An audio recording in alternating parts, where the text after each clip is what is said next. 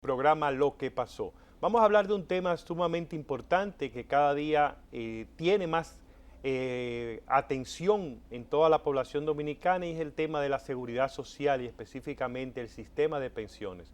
Para eso hemos invitado a nuestro amigo Francisco Aristi, un prestigioso abogado que no solamente ha tenido una amplia experiencia en el ejercicio profesional relacionado a la seguridad social, sino que ha sido representante del país en múltiples eventos internacionales que les han permitido tener una visión completa de lo que es la seguridad social, no solo en el país, sino en el mundo. Bienvenido, Fran Aristi. Gracias, Luis, por la invitación. Estoy aquí para servirte. Fran, y hemos tenido muchas preguntas a lo largo de este tiempo que estamos inmersos en la seguridad social en torno a qué pasa con los fondos de pensiones cuando un trabajador fallece. Okay. Mira, si un trabajador fallece, tú sabes que tiene su cónyuge y sus hijos tienen derecho a una pensión de sobrevivencia. Es decir, la ley establece que si el cónyuge tiene menos de 50 años, tiene derecho a 5 años de pensión. Si el cónyuge tiene entre 50 y 55 años, tiene derecho a 6 años de pensión. Si el cónyuge tiene entre más de 55 años, la pensión es vitalicia. Los hijos tienen derecho a la pensión hasta la edad de 21 años si son estudiantes. Entonces, ¿qué pasa con los fondos de pensiones? Bueno, la ley establece que la pensión de sobrevivencia se financia con los fondos de pensiones que tiene acumulado el trabajador en su cuenta de capitalización individual y con el 0.95 de la partida de la cotización del seguro de vejez, discapacidad y sobrevivencia destinada para administrar el riesgo del pago de las pensiones por discapacidad y sobrevivencia. Es decir, que el pago de las pensiones de sobrevivencia tiene dos fuentes de financiamiento. Los fondos de pensiones del propio trabajador, afiliado. Exactamente, y también con el 0.95 que establece la ley para financiar el pago de las pensiones por discapacidad y sobrevivencia. Entonces, esa es la situación. Si un trabajador activo fallece, lo que procede es una pensión de sobrevivencia para el cónyuge y los hijos. Pero eso tiene un tiempo estipulado, entre 5 y dijiste 6 años. Exacto. Si el cónyuge tiene menos de 50 años, la pensión es por el término de 5 años. Si el cónyuge tiene entre 50 y 55 años, la pensión se le otorga por el término de 6 años nada más. Ahora, si el cónyuge tiene 55 años o más, la pensión es vitalicia, de por vida. Okay. Ahora, hay que preguntarse, el pensionado por discapacidad. Si fallece un pensionado por discapacidad, son dos situaciones diferentes. Una situación es cuando fallece el trabajador activo, que en ese caso le corresponde una pensión al cónyuge y a los hijos, tal como yo se lo he mencionado anteriormente. Ahora, si fallece un pensionado por discapacidad, también el cónyuge y los hijos, se transfiere la pensión, también el cónyuge y los hijos tienen derecho a una pensión de sobrevivencia, si fallece un pensionado por discapacidad. Claro, estoy hablando de un pensionado por discapacidad por una enfermedad común, porque por un riesgo laboral, si a un trabajador lo pensionan por una discapacidad, como consecuencia de un accidente de trabajo, ya es otra situación. En ese caso, tú sabes, Luis, que a quien le corresponde pagar la pensión por discapacidad, si es por un accidente de trabajo, es al IDOPRIL, al Instituto Dominicano de Prevención y Protección de Riesgos Laborales. En ese caso, si el trabajador es pensionado por una discapacidad, por un riesgo laboral, es decir, un accidente de trabajo o una enfermedad profesional, en ese caso sí procede la devolución de los fondos de pensiones o depende, si cuando el trabajador ingresó a cotizar para la seguridad social era de ingresos tardíos, es decir, tenía 45 años o más, le devuelven los fondos de pensiones. Pero si ese trabajador que ha sido pensionado por una discapacidad, por un riesgo laboral, no tenía 45 años cuando ingresó a cotizar para la Seguridad Social, entonces, oye, le dan una pensión, una renta mensual, una pensión mensual, de acuerdo a los fondos que tiene acumulados. Es lo mismo que sucede con las personas que tienen menos de 45 años o más de 45 años cuando empezaron a cotizar para la Seguridad Social. Se aplica lo mismo. Es decir, si al trabajador lo pensionan por una discapacidad, por un accidente de trabajo o una enfermedad profesional. Entonces tú sepas, la ley da un tratamiento diferente a las pensiones que son por discapacidad, por una enfermedad que lo ha incapacitado, y aquellos que, ya sea por una enfermedad profesional o por un accidente de trabajo, la persona queda incapacitado también para ejercer su trabajo. Así es. Y te comentaba que también cuando fallece un pensionado por discapacidad, también se genera una pensión de sobrevivencia. Exacto. ¿Por qué? Porque la ley establece que al pensionado por discapacidad, por una enfermedad común, sigue cotizando para la Seguridad Social, para el seguro de vejez, discapacidad y sobrevivencia.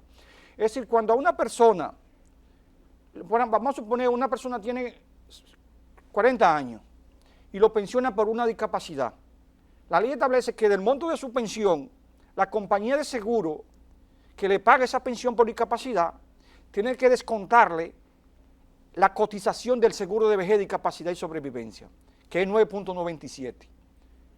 Por consiguiente, si el pensionado por discapacidad fallece, se genera una pensión de sobrevivencia porque él está cotizando para eso. Exacto.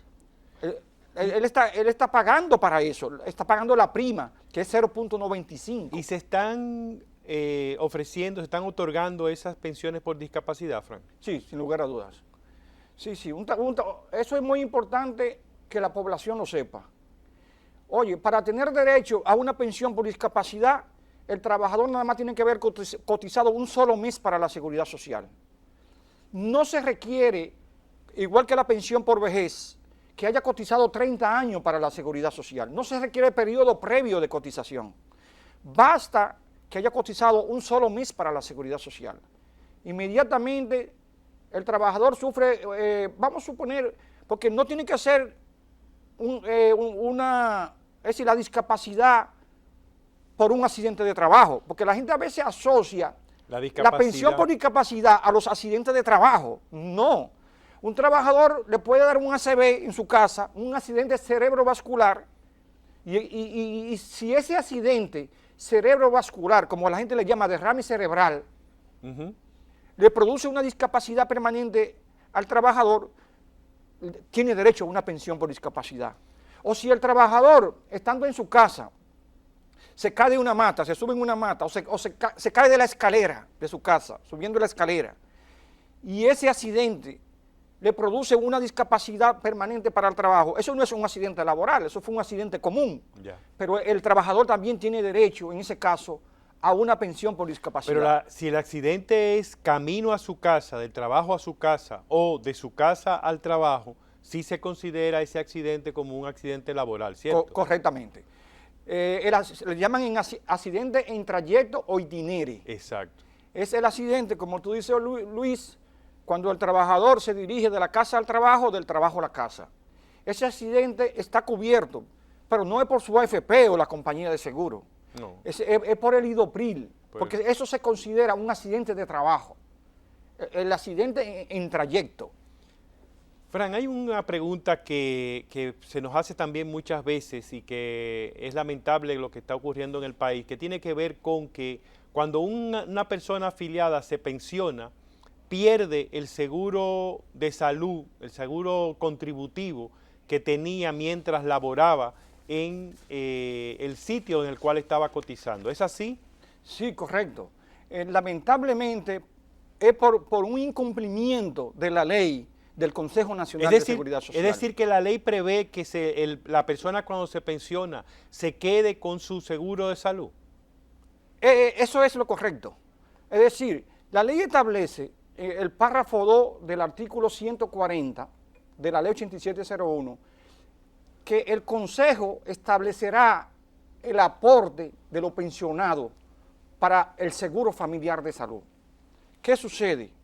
El Consejo estableció, mediante la resolución 225-05, estableció el aporte de los pensionados por discapacidad, pero omitió a los pensionados por vejez y a los pensionados de sobrevivencia.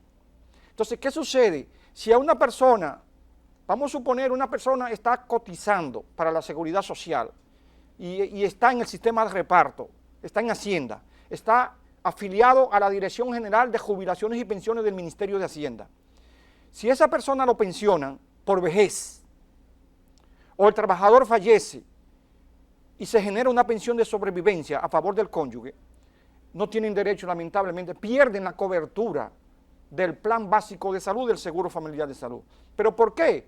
Porque el Consejo no ha establecido cuál es la contribución de esos pensionados para la cobertura del Plan Básico de Salud del Seguro Familiar de Salud. Eso es un incumplimiento por parte del Consejo Nacional de Seguridad Social. Y fíjate, Luis, que la ley es del año 2001. Estamos en el año 2021 y el Consejo no le ha dado cumplimiento a esa disposición de la ley. Eso es realmente eso es sorprendente. Es sorprendente que realmente la ley prevea que la persona afiliada mantenga el seguro de salud, y es justo que lo mantenga porque estamos hablando del periodo de vida en que más necesidad tiene el seguro. Creíamos que la ley no contemplaba este aseguramiento de la salud para las personas pensionadas, pero don Fran nos ha aclarado que sí está contemplado en la ley 8701, que lo que falta es establecer cuál es la cuota, cuál es el monto que se le va a descontar a la persona pensionada, al afiliado que se ha pensionado, para poder tener ese derecho de continuar con su seguro de salud. Y eso es algo importante, destacar que el Consejo Nacional de la Seguridad Social debe prestar atención, y como señalaba nuestro invitado Francisco Aristi, tenemos 20 años de aprobada esta ley y da pena, es lamentable que el Consejo Nacional de la Seguridad Social no haya fijado este monto y que este monto entonces nos tenga en la situación de que las personas afiliadas han perdido el seguro médico en el momento en que más lo necesita. Fran, muchas personas hablan de que la tasa de retorno, el monto de la pensión que van a recibir las personas que a partir del año 2033, que es cuando van a empezar a tener acumuladas las 360 cotizaciones requeridas para obtener una pensión por vejez, van a estar recibiendo apenas un 22, un 24, un 25, algunos incluso han hablado de forma muy optimista de que recibirán un 48%. ¿Qué tienes entendido tú, qué conoces tú sobre esa situación de cuál va a ser el monto en que las personas van a empezar a pensionarse a partir del 2003? Sí, mira, tal como tú señalas, Luis, muchos han dicho que la tasa de reemplazo es el porcentaje que va a recibir, por concepto de pensión, que va a recibir el trabajador al momento de su retiro. Eso es lo que nosotros le llamamos tasa de reemplazo. Muchos han comentado que la tasa de reemplazo, como tú señalas, será de un 20 a un 22%. También he visto que han comentado, como tú señalas, en estos días vi a un productor de televisión y de radio señalar que la tasa de reemplazo va a ser de un 48%. Mira, yo he hecho los estudios. Tú sabes que la Superintendencia de Pensiones tiene una calculadora. Sí. Calcula tu pensión. Yo ahí he registrado para un trabajador con 30 años de cotización, la tasa de reemplazo siempre me da 35.3%. Esa es la tasa de reemplazo real y efectivamente que van a recibir los trabajadores al momento de ser pensionados. Es decir que del 100% del salario que la persona tenía en sus últimos 3 años, digamos, después de haber trabajado durante 30 años, cotizando 12 meses cada año, es decir, 360 cotizaciones, el monto que le da la pensión, la calculadora del CIPEN, es de 35.5. Cuando volvamos, vamos a abundar un poco más con Francisco Aristi, nuestro invitado, sobre este tema de las pensiones en la seguridad social. Volvemos en breve. Fran, cuando hicimos la pausa nos quedamos hablando de que el ejercicio que tú habías hecho con la calculadora y que los amigos televidentes pueden utilizar en la página de la Superintendencia de Pensiones, CIPEN, encontrarán esta calculadora. Y Fran comentaba que había hecho el cálculo de una persona que había trabajado 30 años ininterrumpidos, había acumulado sus 360 cotizaciones y que la fórmula en los distintos estudios que él había hecho le arrojaba que la tasa de retorno, es decir, el monto de la pensión que recibiría esta persona según esa calculadora andaba por el orden de los 35.5%. Correcto. Sí, mira, en estos días a mí me llamó un afiliado. Ese afiliado tiene 57 años de edad. Él me comenta que él perdió el empleo, él tiene un salario de 200,000 pesos mensuales, tenía. Y tiene ahorrado en su cuenta de capitalización individual la suma de 4.700.000 pesos. Cuando él fue a su AFP le dijo que le correspondía una pensión de 27,000 pesos mensuales. Que resulta, él tenía un salario de 200,000 pesos. Eso sería bajar el nivel de vida de ese trabajador de manera drástica. Mira, cuando yo revisé la situación de él, que yo hice los cálculos, efectivamente, si él se pensiona ahora con 57 años de edad, recibiría una pensión de 27,547 pesos, para una tasa de reemplazo de un 13%, 13.71%. Wow. Pero mira lo que es, oye, ¿cómo influye, Luis, la edad del trabajador y la edad de retiro sobre todo, en el monto de la pensión? Eso es determinante.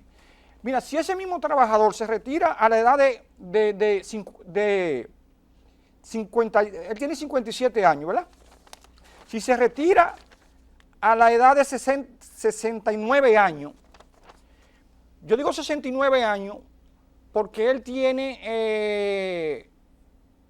él actualmente tiene acumulado a 18 años de cotización, ¿verdad? Sí. Él inició en el 2003 y estamos en el 2021.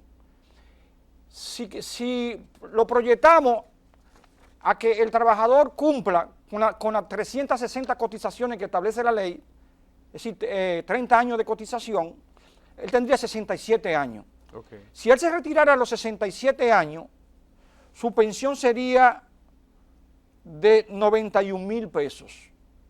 Fíjate que si se retira ahora a los 57, su pensión sería de 27,000 pesos. Pero si se retira a la edad de 67 años, ya con 30 años de cotización, su pensión sería de 91,000 pesos. Para una tasa de reemplazo, todavía un poco bajita, de un 40%. 40%. Pero estamos hablando, Fran, ahí de que está elevándose mucho la edad de retiro, sobre todo pensando en una sociedad como la que vivimos, en donde la persona de edad adulta no encuentra muchas facilidades, no tiene muchos estímulos para encontrar dónde trabajar o dónde permanecer incluso trabajando, porque ya muchas de nuestras empresas, tan pronto tú cumples 60 años, 65 años, empiezan a presionarte para planificar tu salida, porque te encuentran obsoleto, digamos. Sí, pero todo parece indicar que él empezó a cotizar un poquito tarde. Ya. Yo puse, por ejemplo, yo hice los cálculos de un trabajador que empezara a cotizar a los 30 años, ¿verdad? Empezó a laborar y se retiró a los 60. En ese caso, el trabajador tiene 30 años de cotización. Si no se interrumpió la cotización. Si no dejó de trabajar en algún periodo. En algún periodo, si no dejó de cotizar en algún periodo. Aclarando que según estudios, la persona normalmente tarda entre 3 y 5 años entre un trabajo y otro. Sí, pero vamos a suponer que un trabajador haya iniciado a los 25 años, a los 24 años, y que a la edad de 60 años ya tenga 30 años de cotización. Claro, perdió algunos meses de cotización porque cambió de empleo. Sí. Pero vamos a suponer que a los 60 años, ese trabajador que empezó a trabajar con 24 años, a los 60 años tenga ya 30 años de cotización. La tasa de reemplazo para ese trabajador anda en un 35.3%. 35.3%. Es decir, que el tiempo de cotización... Mira, yo verifiqué que esa tasa de reemplazo de un 48% es para un trabajador que haya cotizado durante 36 años de cotización. Yeah. Esa tasa de reemplazo que han dado por ahí a algunas personas. Sí, yo la he escuchado. Entonces, yo creo que no debemos de calcular la tasa de reemplazo con 36 años de cotización. Debemos de calcularla a partir del momento en que el trabajador tiene derecho a la pensión por vejez, que son 30 años de cotización. Frank, hace un momento tú nos comentabas sobre la falta que ha hecho que el Consejo Nacional de la Seguridad Social establezca el monto de deducción que se le va a hacer a la persona que se ha afiliado para poder tener acceso al seguro de salud. Eso nos abre la opción de preguntarte, porque vemos que en la seguridad social hay aspectos que la ley contempla, pero que no se han implementado adecuadamente o no se han implementado totalmente en lo que ha sido la implementación que hemos tenido de la Ley de Seguridad Social, la 8701, desde que se aprobó en el 2001 y empezó a funcionar el sistema de pensiones dominicano, el sistema dominicano de pensiones, en el año 2003, específicamente en junio del 2003. Posteriormente, recuerdo que en el 2005 inició el seguro de salud y a partir de ahí hemos estado conociendo, escuchando de distintos aspectos que la ley contempla, pero que el Consejo Nacional de la Seguridad Social u otros organismos de dirección, de rectoría del sistema no han estado aplicando. ¿Cuáles aspectos podrías tú mencionar, Frank, que no hayan sido implementados de los que se contempla en la seguridad social? Sí, mira, hay alrededor de 5 aspectos que el Consejo Nacional de Seguridad Social no le ha dado cumplimiento. El Estado Dominicano, vamos a decir así. Mira, tú sabes que la ley establece 3 regímenes de financiamiento. ¿Cuáles son esos 3 regímenes? Un régimen contributivo que comprende a los trabajadores asalariados, públicos y privados. Ese régimen, como ustedes saben, es financiado con la cotización, con una contribución que pagan los trabajadores y los empleadores, el régimen contributivo. Tenemos el régimen subsidiado, que la ley establece que comprende a los trabajadores por cuenta propia con ingresos promedio inferiores al salario mínimo nacional. También a los indigentes y a los desempleados. Ese régimen es financiado por el Estado Dominicano.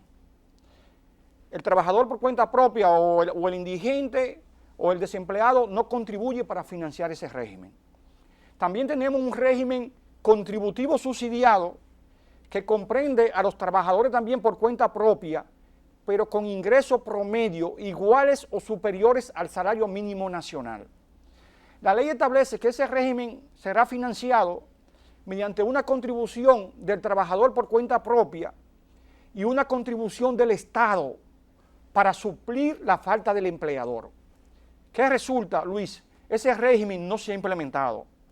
Los trabajadores por cuenta propia actualmente no tienen acceso a la cobertura del seguro de vejez, discapacidad y sobrevivencia, del seguro familiar y del seguro familiar de salud y del seguro de riesgos laborales.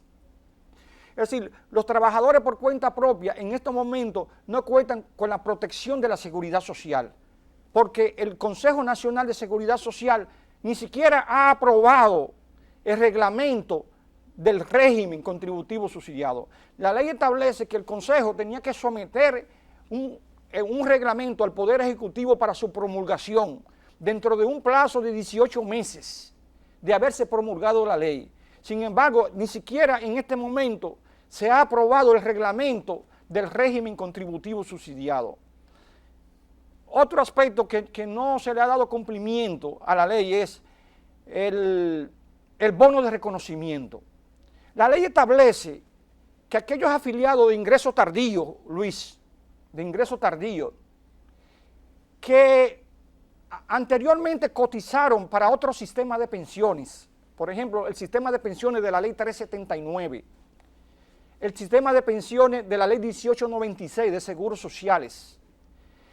La ley establece que esos afiliados que pasaron al sistema de capitalización individual y cotizaron para esos sistemas anteriores de pensiones, el Estado tiene que entregarle un bono de reconocimiento, es decir, dinero, por todos esos años cotizados anteriormente. Es el reconocimiento de los derechos adquiridos de esos trabajadores. Sin embargo, el Estado no ha entregado ese bono de reconocimiento. Y parece que no se va a entregar. Parece que no se va a entregar. Entonces, ese bono de reconocimiento, más los fondos que haya acumulado el trabajador en su cuenta de capitalización individual, más la rentabilidad obtenida a través del tiempo, al momento de su retiro, eso es lo que se va a tomar en cuenta para el trabajador darle su pensión, calcularle su pensión. Ese bono de reconocimiento, eso es dinero que tiene derecho el trabajador. Pero sin embargo, Frank, cuando te escucho decir que el bono de reconocimiento al cual tienen derecho todas aquellas personas que hasta, se afiliaron a la Seguridad Social, pero que habían contribuido a otros fondos de pensión anteriores, no se ha aplicado. Sí se ha aplicado la exclusión de la edad de los 45 años para el ingreso tardío. Entonces, el Consejo Nacional de la Seguridad Social ha sido selectivo en qué cosas aplica y cuáles no. Y parecería como que lo que beneficia a las AFP, el Consejo Nacional de la Seguridad Social sí lo aplica con regularidad, como esa exclusión. Muchas personas que se afiliaron con menos de 45 años de edad no están pudiendo acceder a sus fondos porque no tenían los 45 años, y ahí el Consejo sí ha sido categórico en aplicar ese límite, pero no lo ha sido para hacer que se le aplique el bono de reconocimiento a esa misma población que está excluyendo. Y llegan al extremo de que si esa persona que se afilió con menos de 45 años no trabajó en el Estado y tenía derecho, estaba amparado por la ley 379 para obtener una pensión del Estado, se la está negando también por no tener 45 o más años. Entonces el Consejo parecería que tiene una vara para aplicar ciertas cosas de la ley de seguridad social y otras no. Lo que beneficia a las AFP, a las ARS, tenemos una predisposición positiva para el parecer en el Consejo Nacional de la Seguridad Social para aplicarla, pero lo que beneficia a las personas titulares del derecho, entonces ahí tenemos otra vara, otros criterios para aplicar. ¿Qué otras cosas, Fran, deben...? Mira, otra situación es de los afiliados con ingreso tardío que no habían cotizado para sistemas de pensiones anteriormente. Son dos situaciones diferentes.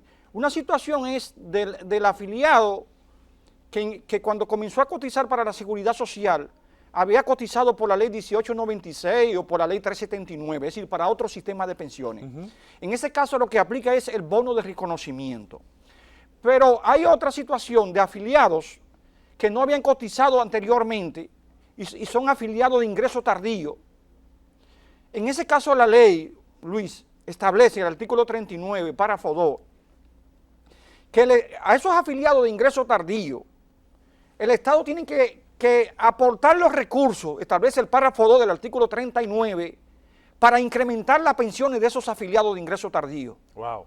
Oye, ninguno de esos dos aspectos se le ha dado cumplimiento, ni tampoco el Estado no le ha dado cumplimiento a la entrega del bono de reconocimiento ni para aquellos que cotizaron anteriormente, ni tampoco el Estado ni el Consejo Nacional de Seguridad Social le ha dado cumplimiento a aquellos trabajadores de ingreso tardío que no habían cotizado, pero que la ley establece que el Estado tiene que entregarle los recursos necesarios para incrementar las pensiones de esos afiliados.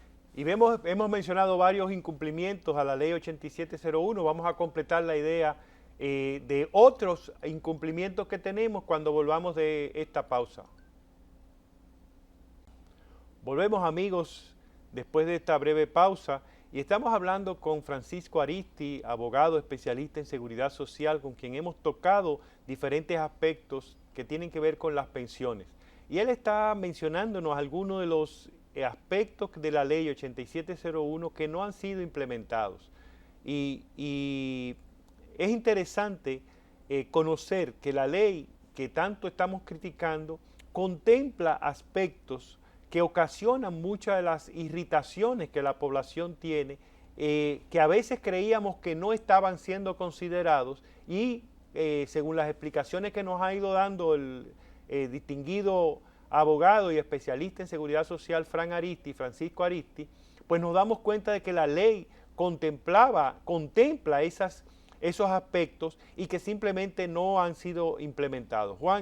Frank, ¿cuáles son otros de los aspectos que no han sido implementados de la ley? Exacto, mira, también, como te comentaba, el Consejo Nacional de Seguridad Social no le ha dado cumplimiento al párrafo 2 del artículo 140, que establece que el Consejo establecerá el aporte de los pensionados para el Seguro Familiar de Salud. Lo que ha producido que cuando una persona lo pensionan por vejez o le otorgan una pensión de sobrevivencia al cónyuge y a los hijos, lamentablemente pierden la cobertura de los servicios de salud.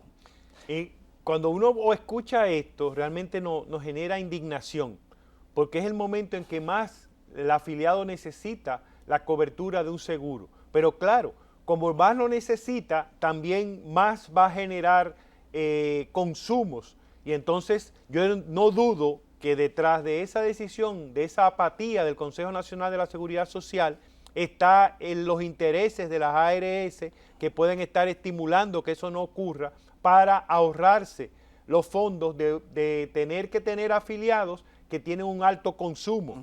Y entonces eso es un sistema perverso y por eso en la Coalición por la Seguridad Social Digna hablamos mucho de que tenemos un sistema de seguridad social que se ha diseñado sobre la base de un sistema de negocio más que de un sistema que garantice los derechos de las personas afiliadas.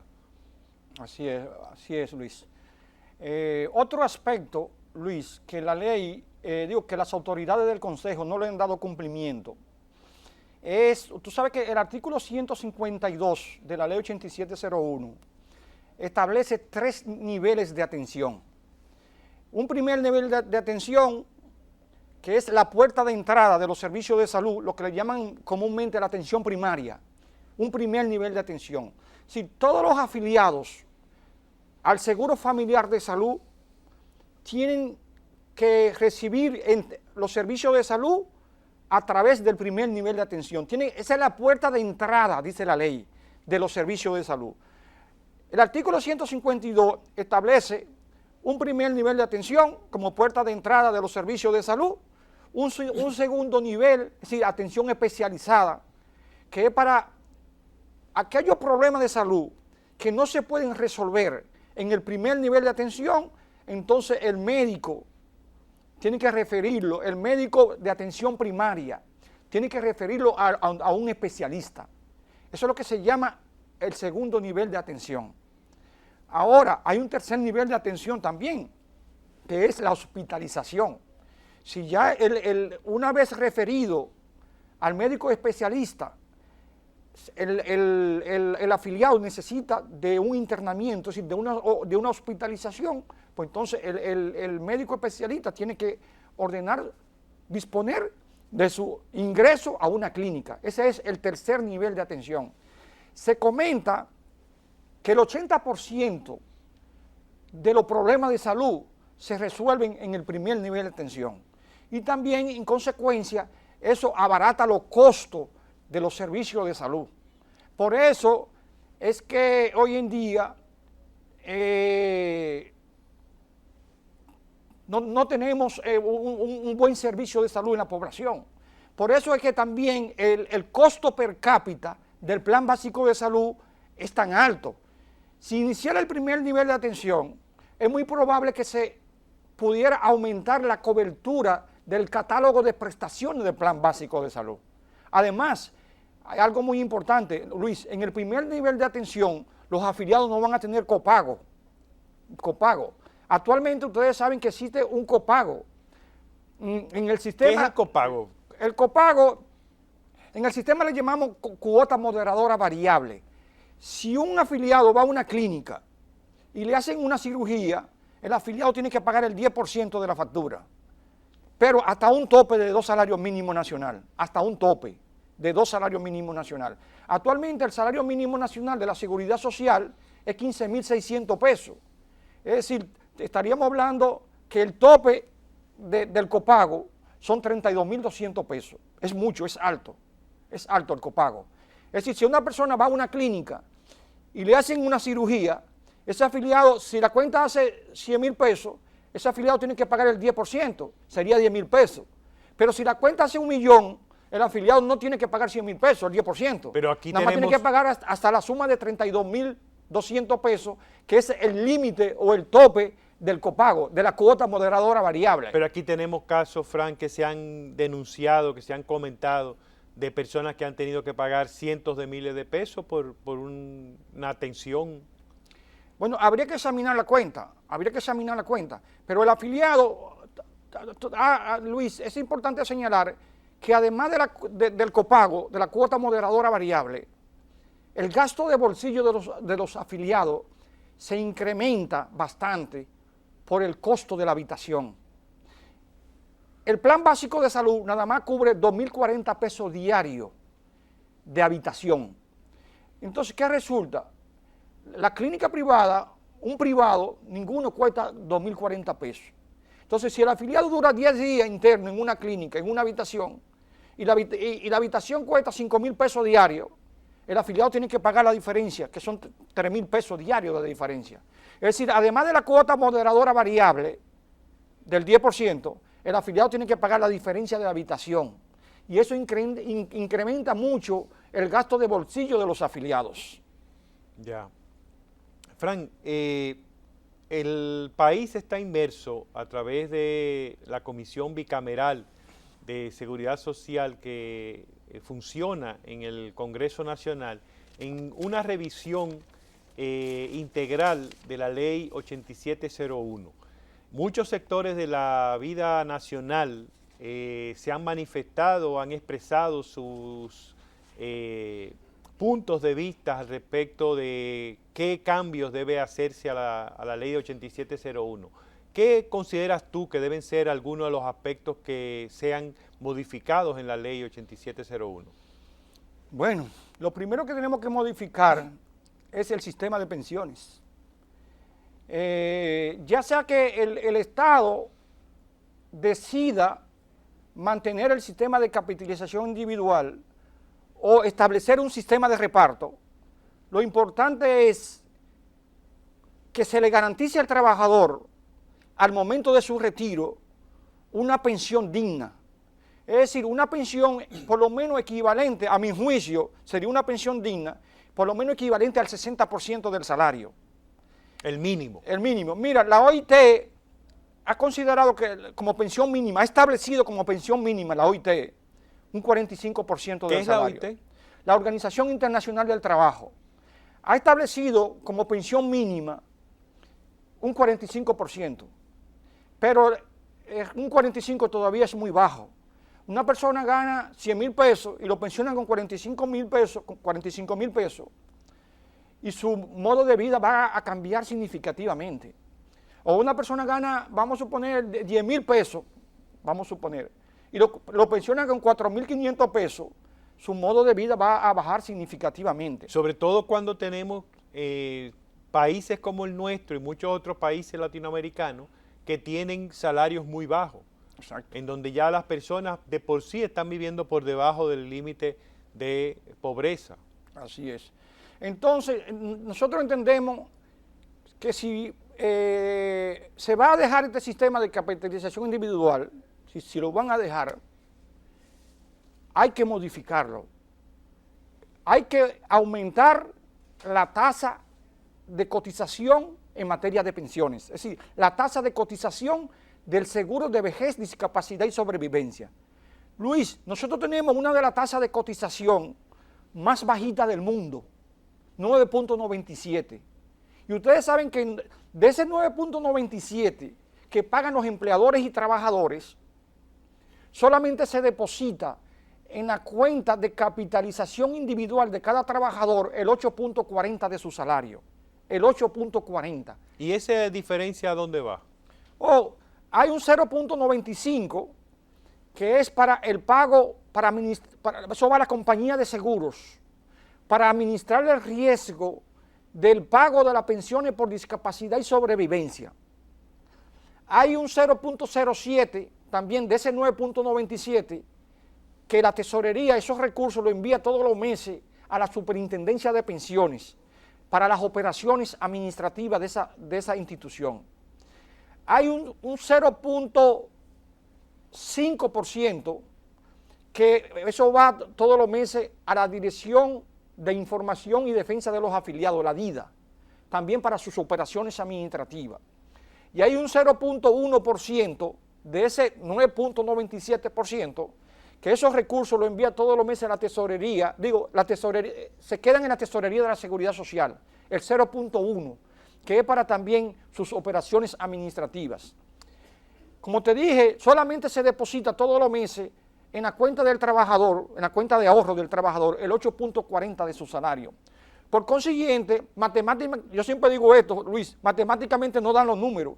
Si todos los meses se deposita el 8.40% del salario del trabajador en su cuenta de ahorro, no es posible con esos recursos luego pagarle una pensión al trabajador equivalente al 60% del salario.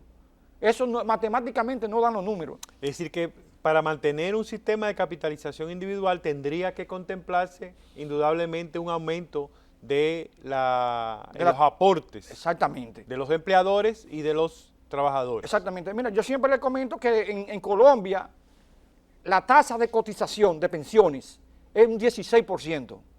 El empleador paga un 12%, el empleador, y el trabajador paga un 4% de su salario. Pero hoy nada más un 12% paga el empleador, mucho más que la tasa de cotización completa de aquí, que es 9.97. Y Colombia también ha tenido problemas con el sistema de pensiones basado en la capitalización individual. Sí, pero la tasa de reemplazo es mucho más alta que la de nosotros. Sí, la tasa de reemplazo de allá. En Chile, oiga esto, Luis, en Chile solamente aporta el trabajador. Para el sistema de pensiones de Chile, el empleador no contribuye, solamente contribuye el trabajador un 10% de su salario. La pensión en Chile la financia el trabajador, el empleador no contribuye. Pero tanto Chile como la República Dominicana tienen una de las tasas de reemplazo más bajitas del mundo en materia de pensiones. ¿Por qué? Porque la contribución es muy mínima la contribución. ¿Qué otro aspecto, Frank, debería modificarse? Sí, mira, tú sabes que el artículo 119 de la ley 8701 excluyó del seguro familiar de salud la atención médica derivada de accidentes de tránsito. Yo no sé si tú sabías eso, Luis. No. O sí. Las atenciones médicas derivadas de accidentes de tránsito no forman parte de la cobertura del plan básico de salud del seguro familiar de salud. La ley establece que las atenciones médicas derivadas de accidentes de tránsito serán financiadas mediante una prima al seguro obligatorio de vehículo de motor. Es decir, si tú vas a renovar tu seguro, Luis, de tu vehículo anualmente, tú debieras de pagar una prima, para con esa prima financiar los servicios de salud, pagar los servicios de salud en caso de accidente, de que tú tengas un accidente de tránsito. Tanto que Dios te libre, es decir, se financiaría los servicios de salud tanto del conductor como de los pasajeros y de los transeúntes. Todos los que queden implicados. Todo lo exacto, que resulten afectados de ese accidente. Eso, la ley establece que esos servicios de salud serán financiados mediante una prima al seguro obligatorio de vehículos de motor. Ese otro aspecto que el Consejo no le ha dado cumplimiento. Actualmente, los servicios de salud se están financiando con los recursos del Seguro Familiar de Salud, lo cual viola la ley 8701, el artículo 119, porque el artículo 119 establece que el Seguro Familiar de Salud no cubre los tratamientos derivados de accidentes de tránsito. Fran, se nos ha acabado el tiempo, lamentablemente el tiempo en televisión es muy corto y cuando uno entrevista a personas como tú, conocedoras del tema que estamos tratando, pues más corto se hace el tiempo. Eso nos obliga a comprometer a Fran Aristi, abogado, especialista en seguridad social, a volver pronto con nosotros para continuar ilustrándonos sobre este tema tan importante de las pensiones y la seguridad social. Nos despedimos de ustedes, amigos, gracias por su atención y nos vemos mañana en otro programa, Lo que pasó.